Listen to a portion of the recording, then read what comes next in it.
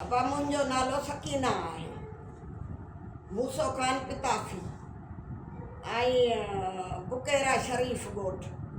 अच्छा। ज़मीन जो मसइलो थियो आहे, मुंहिंजो घरवारो गुज़ारे वियो, वक़्तु थी वियो आहे। घणो टाइम थियो तव्हांजे घर वारे गुज़ारे वञण खे? मुंहिंजे घरवारे खे 50 साल थी वियो हूंदो। अच्छा। 40-50 साल। पोइ परायनि दरनि ते मूं मानी पचाई। मूं मानी पचाई पराई, केॾीमहिल कपिड़ा धोतुमि, केॾीमहिल मानी पचायुमि। मूंखे मिलिया पैसा, 2-3 रुपया हुननि ॾिना ऐं ज़वारी ते बि वियुसि। कीअं पैसा ॾिना? ओ मायनि ॾिना।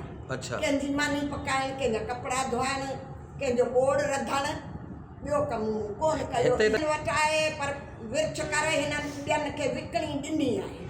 फोटूं कापियूं जेके आहिनि से कढियूं आहिनि वौटनि मां। 2 नंबर खाता कया आहिनि, टुकड़ो टुकड़ो करे ज़मीन ॾिनी आहे।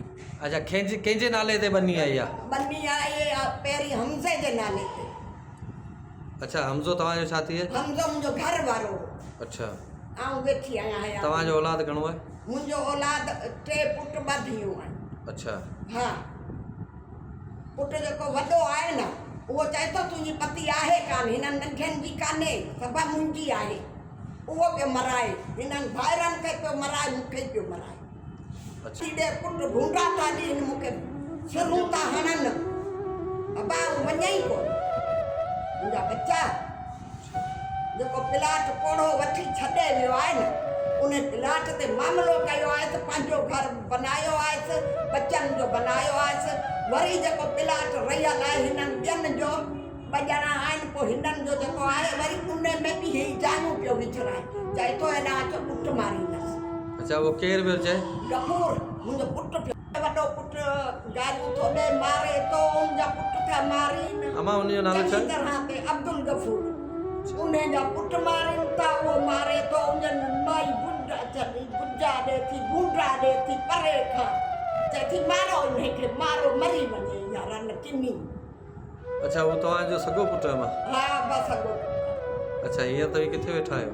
असीं वेठा आहियूं मूसे ख़ान जे ॻोठ, मूसे ख़ान जे ॻोठ वेठा आहियूं। तव्हांजो नालो? अब्दुल ख़ालिक पिताफ़ी ऐं हमज़े पिताफ़ी जो पुटु आहियां। छा मसइलो थियो? असांजो मसइलो इहो आहे, वॾी शुरू खां वठी बाबा हो आया थी, तॾहिं पोइ बाबा खे कोन मिली। हिन जो पीउ हो ॾाढो हाजी मूसो ख़ान पिताफ़ी, नूरसन पिताफ़ी जो पुटु पीउ हाजी मूसो, उहो ॾाढो बाबा खे मारे कुटे बनी कोन ॾिनई। पोइ बाबा चयो जॾहिं बाबा गवर्नमेंट जो दौरु ईंदो त पाण खातो मुंहिंजो आहे, बनी जकाई हूंदी ऐं पाणे कढाए वठंदासीं। पोइ बाबा थी वियो फौत।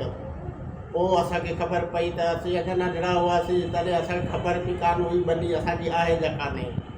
पोइ हींअर वरी पाणी था ॿिए था, हिननि जो दुश्मनी अदावतो थी वियो, पाण में विड़ी विया। पोइ पाणी फाटो त पोइ असांखे ख़बर पई बाबा जो खातो आहे, बनी आहे। अच्छा, पाणी तव्हांखे ख़बर कॾहिं पई आहे? असांखे इहा मिड़ई 2 साल खनि थिया आहिनि। अच्छा।